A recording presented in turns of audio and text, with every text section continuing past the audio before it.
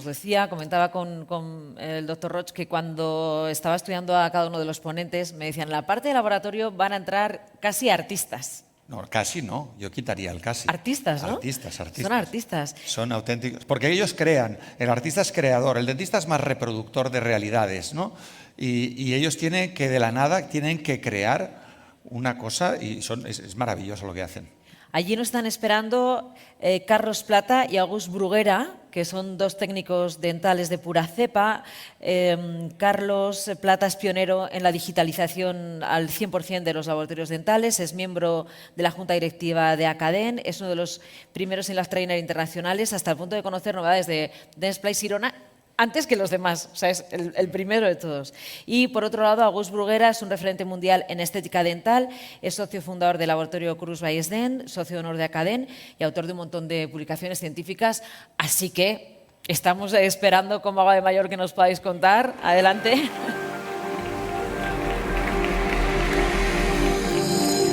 Bienvenidos, adelante.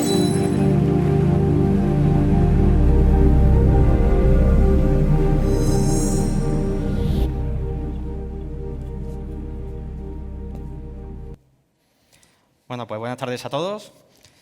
En primer lugar, un placer estar aquí con el compañero y maestro August.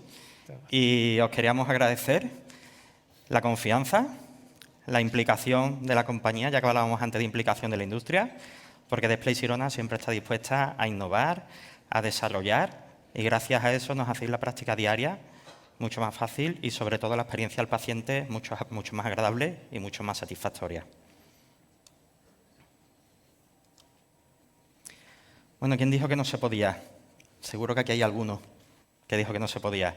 Cuando empezamos, hace ya muchos años, porque los laboratorios nos digitalizamos, algunos hace más de 10 años, otros hace 20 años, empezamos a escuchar que eso no iba a servir para gran cosa, que no se iba a poder nunca hacer una corona con estética, bonita, y se hizo, que no se iban a poder hacer implantes, restauraciones múltiples, incluso con varios materiales, como aquellas, y se hicieron, y todavía a día de hoy seguimos escuchando que no se va a poder hacer una prótesis completa, digital, definitiva y de calidad. Y eso no lo sabéis muchos, pero ya se hace. De hecho, vamos a hacerlo mañana, en un taller. Pues todo eso ha sido gracias al desarrollo de Dentsply Sirona, y ahí seguimos los laboratorios invirtiendo, formándonos, para poder dar lugar a toda esa realidad que no es un futuro, que es un presente y en muchos casos un pasado. Ya hemos hablado de Quecere, que empezó hace como 30 años. Nosotros con la digitalización pues empezamos hace unos 20 años aproximadamente y empezamos escaneando impresiones extraorales.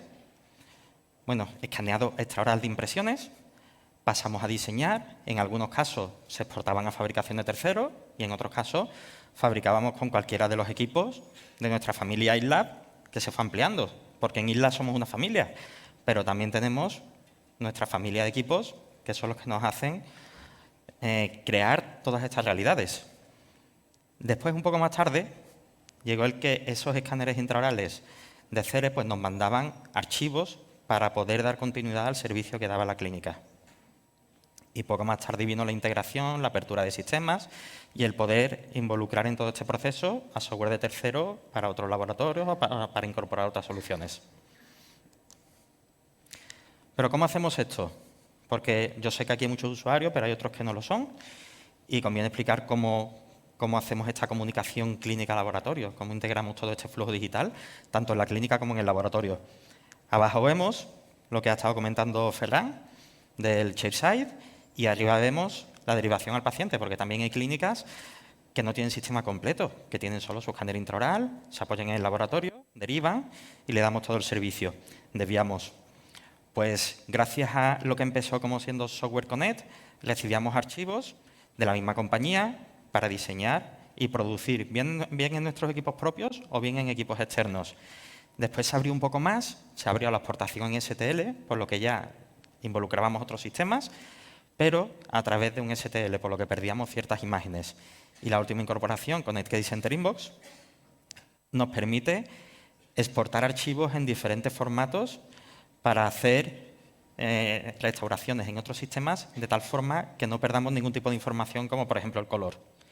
Pues todo eso hace que la práctica diaria en el laboratorio sea mucho más fluida, mucho más sencilla, bien para fabricarlo nosotros in-house, bien para derivar a fábrica de terceros, y después el trabajo final, derivarlo a la clínica. Y completamos el círculo de flujo de trabajo.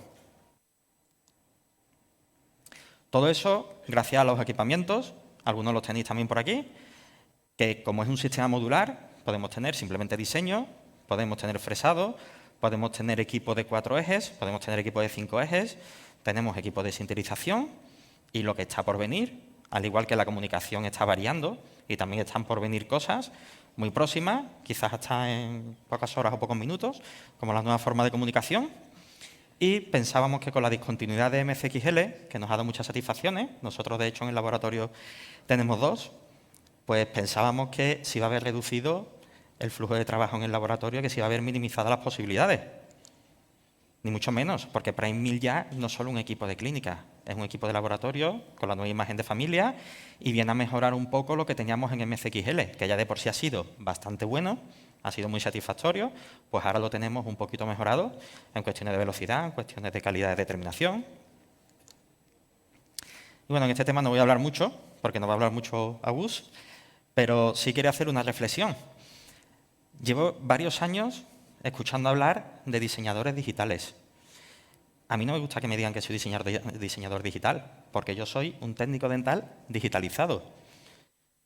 Sí, no es lo mismo, cambia. No es lo mismo no saber una base y ponerte a diseñar algo que al final va a terminar por ser algo que no es real, que no se parece a la realidad, como ser un técnico dental que ha aprendido desde abajo anatomía, función, estética y utiliza todo lo que Display Sirona nos aporta para mejorar toda su práctica diaria con mejores materiales cada vez y tener un salto exponencial, tanto para el laboratorio como para la clínica como para el paciente. Y hay una constante evolución. Aquí tenemos materiales, uno más reciente, otro un poco menos, pero tenemos que estar en constante evolución, constante aprendizaje. Porque antes no sabíamos manejar los equipos, pero es que salen materiales nuevos que no sabemos manejarlos. Y tenemos que acostumbrarnos a tener una formación continua y evolución continua. Y eso no es fácil porque nos lleva a estar continuamente dedicando tiempo. Pero os puedo asegurar que la satisfacción es bastante elevada. Así que después nos explicará también Agus. Y bueno.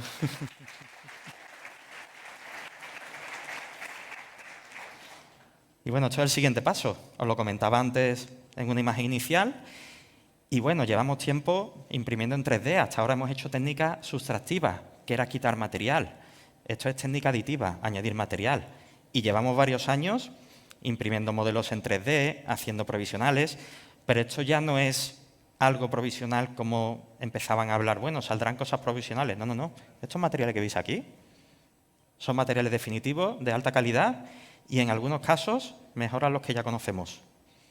O sea, no estamos hablando de prótesis provisionales para un tiempo, estamos hablando de prótesis definitivas de gama alta.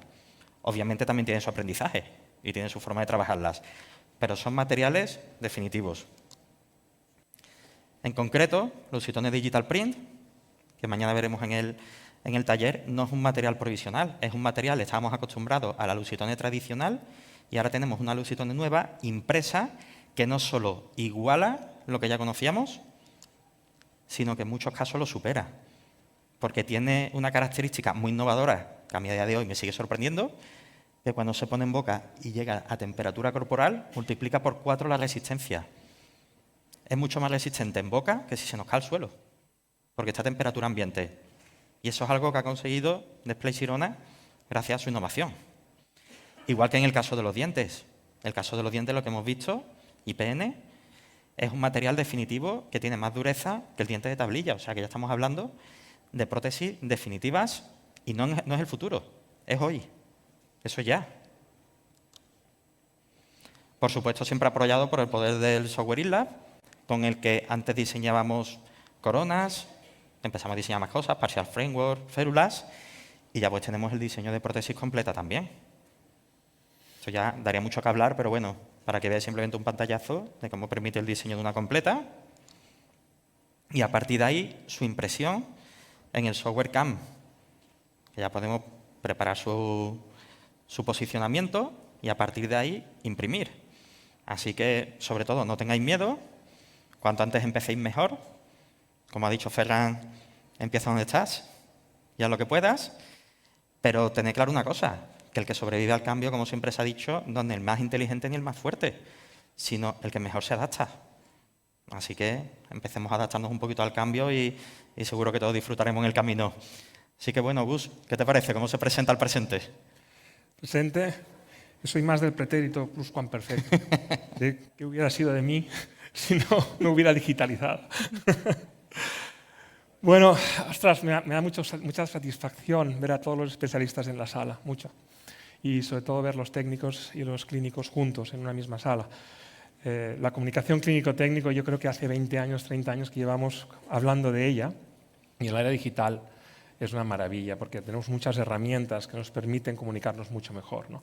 Pero yo creo que si hay una cuestión recurrente, ¿no?, en esta comunicación clínico-técnico, es la discusión que surge cuando hablamos de la elección del material restaurador. Y siempre que hablamos de la restauración del material restaurador, ponemos encima de la mesa dos criterios importantes, o dos parámetros importantes, ¿no?, que es la resistencia a la fractura y la estética. Cuando hablamos de resistencia a la fractura, nos gusta mucho observar las características biomecánicas que presentan los materiales restauradores, ¿no?, porque somos fans absolutos, nos gusta muchísimo la cementación adhesiva, porque llevamos más de 20 años estudiando el diente natural, ¿no?, y viendo cómo dos materiales bien frágiles, como son la dentina y son el esmalte, dan solución a recibir los impactos oclusales sin ningún tipo de estrés. Y esto realmente es algo que nos ha hecho pensar mucho y nos ha hecho ver, ¿no?, que la adhesión es parte fundamental del secreto del éxito en cuanto a resistencia a la fractura. Si yo les digo a ustedes que, en mi opinión, la cementación adhesiva ha revolucionado la odontología estética en estos últimos 20 años, estoy convencido que todos estarán de acuerdo. Pero es muy curioso, ¿no?, porque cuando ponemos el foco en el otro parámetro, en el parámetro estético, cuando valoramos los materiales restauradores desde el punto de vista estético, no hacemos lo mismo. Cuando valorábamos la resistencia, poníamos el focus en el diente natural, analizábamos mecánicamente la dentina, mecánicamente el esmalte y veíamos cómo se comportaban, ¿no? Cuando hablamos de estética, no nos paramos a... Me olvidé de pasar mi slide. Cuando hablamos de estética, ¿sí?, no nos paramos a pensar cómo lo hace, cómo se expresa cromáticamente la dentina, cómo se expresa de forma espontánea, ¿no?, cromáticamente el esmalte. Somos más de, vamos a parcelar el diente, ¿no?, parcelamos el diente, buscamos tercio cervical, tercio medio, tercio incisal, y nos dedicamos a buscar pequeñas características de color que vemos en ese diente natural y luego los buscamos en nuestras masas restauradoras para intentar dar réplica y copiar, ¿no?, ese diente. Pero no pensamos, no ponemos el focus en el diente natural. Miren, si yo les digo, imagínense que yo les doy a cada uno de ustedes una corona de composite. Imagínense que les doy una corona de composite, una de cerámica feldespática, una de silicato de litio y una de circonio. Las cuatro son color A1. Cuando ustedes vayan a la boca de sus pacientes y coloquen la corona de composite, coloquen la feldespática, coloquen el disilicato de litio o coloquen el circonio, ¿ustedes están convencidos que están observando exactamente el mismo color? Estoy convencido que estáis pensando no. Según qué material es, expresa el color de una forma distinta, aun siendo el mismo color, ¿no?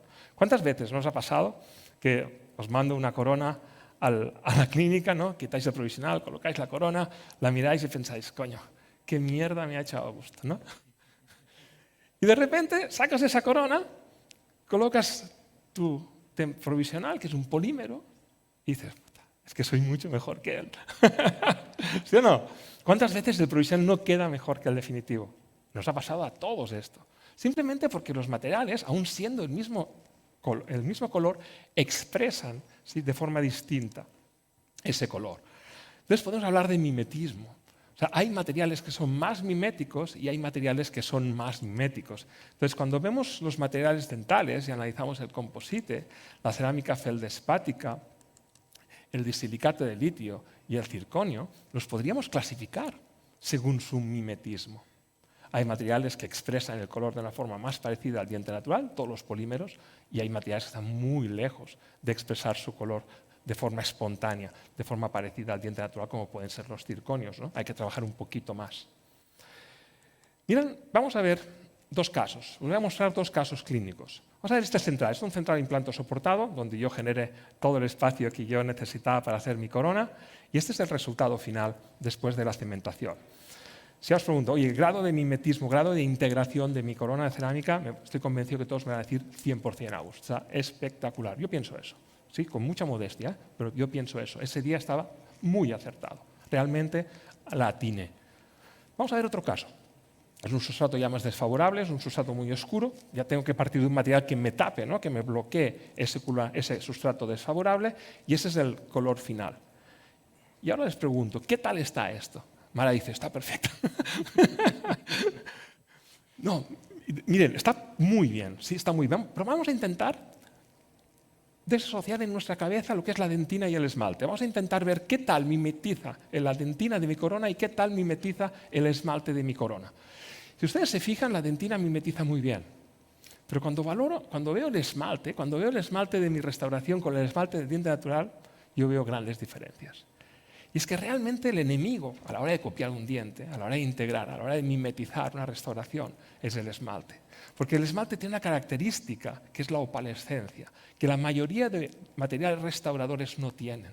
Y la opalescencia es una característica muy importante, porque es una manera que tienen los materiales de discriminar la luz. Ustedes saben, ¿no? Un rayo de luz tiene todos los colores que nosotros estamos visualizando, todos. Y cada color tiene una longitud de onda distinta. Bien, los materiales opalescentes tienen una capacidad muy alta para discriminar, ¿sí? Para reflejar los colores de longitud de onda corta, azules, violetas, ¿sí? Y de dejar pasar, de dejar transitar, ¿sí? Los colores que tienen una longitud de onda larga, como pueden ser naranjas, amarillos, rojos o ocres. Por eso, cuando yo observo un diente desde su cara vestibular y observo un borde incisal con una cantidad de esmalte intacta, yo veo inmediatamente como resultante el color azul, el color violeta. Es el resultante de la opalescencia, ¿no? Todo el mundo dice, mira, el esmalte opalescente. Pero cuando vemos ese mismo esmalte y proyectamos la luz desde la cara palatina, veremos que el azul desaparece, el violeta desaparece y nos quedamos con los rojos, amarillos. Porque es esa capacidad que tienen los materiales opalescentes de discriminar, ¿no? Los colores. Fijaros, esto es un material opalescente, es una cerámica opalescente, es un transparente opalescente el que están viendo ahora. Cuando yo lo ilumino por su cara, dijéramos vestibular, por el frente, ¿sí? Inmediatamente lo que estoy observando que es los colores de longitud de onda corta, los azules. ¿Qué sucede cuando lo ilumino por la parte de atrás? Inmediatamente veo los ocres, veo los naranjas, veo los amarillos. ¿Qué sucede cuando un material no opalescente es iluminado por atrás? No sucede nada, estoy viendo simplemente la luz. Entonces, este material es muy difícil de integrarlo dentro de la boca. ¿Por qué? Porque miméticamente está lejos del material que quiero copiar, que es el esmalte. En cambio, si yo hago el esmalte con un material tipo que es opalescente, miméticamente será mucho más favorable de integrar, ¿no? Y ahora voy a mostrarles un experimento que hice. Tenía que hacer un caso con un doctor argentino que se llama Santiago Cofre y se me ocurrió probar un disilicato opalescente. Y lo que hice fue nada, simplemente fue fresar 4 carillas, pulirlas, no hacer nada más y mostrarlas, agarrar un poquito de try-in y colocarlas encima para ver su capacidad mimética. Pero esta fotografía quizá no es muy buena. Vamos a ver esta, que es donde vemos las 4 restauraciones integradas con su entorno. Si os fijáis, la capacidad mimética que tiene un disilicato de litio opalescente, sin hacer absolutamente nada, es muy superior a la que tiene ese mismo disilicato de litio si no es opalescente. Para mí, pienso que el futuro de los materiales dentales está en poner el focus en el esmalte dental, en intentar trabajar y restaurar dientes de forma monolítica, porque estamos en la era de materiales monolíticos que expresen, ¿sí? Cromáticamente el color de una forma parecida que lo hace el esmalte dental. Pero claro, hay un concepto que también es muy interesante. Yo no he pintado nada, yo no he puesto grises, no he puesto azules, no he puesto nada. No he aportado nada de pigmentación a estas 4 carillas. ¿Qué sucede cuando nosotros nos alejamos y vemos a nuestros pacientes en una distancia social? sin alcohol, en la distancia social normal. ¿Qué sucede? ¿Dónde está el mamelón? ¿Dónde está el azul? ¿Dónde está el gris? ¿Sí? Antes lo podíamos ver, ¿no?, en los casos que ha presentado Ferran, que eran espectaculares. Pero cuando agarras una distancia social, todo desvanece. Entonces, ¿realmente es tan importante pintar de azul, poner el mamelón, o es quizá mucho más importante observar cómo refracta la luz ese material del restaurador? Yo creo que hemos de poner el focus en esto. Muchas gracias.